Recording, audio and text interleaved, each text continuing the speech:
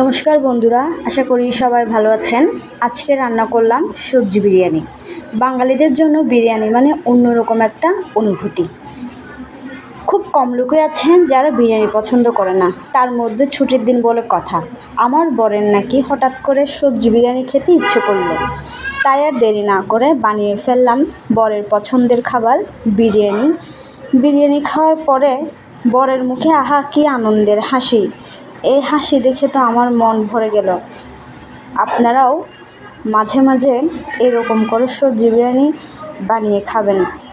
অবশ্য আমার তেমন বিরিয়ানি বা পোলাও ভালো লাগে না, তারপরও বরের পছন্দের খাবার বলে কথা, তাই ওর অনুরোধে বানালাম। আপনারা এভাবে বানিয়ে দেখবেন, আসলে খুবই সুস্বাদু হয়, অসাধারণ হয়েছে। স্বাদ বলতে গেলে সম্পূর্ণ নিরামিষ একটি খাবার, খেতেও সুস্বাদু তেমন পুষ্টিকরও বটে। এখানে বিভিন্ন ধরনের ভিটামিন জাতীয় সবজি আমি ব্যবহার করেছি।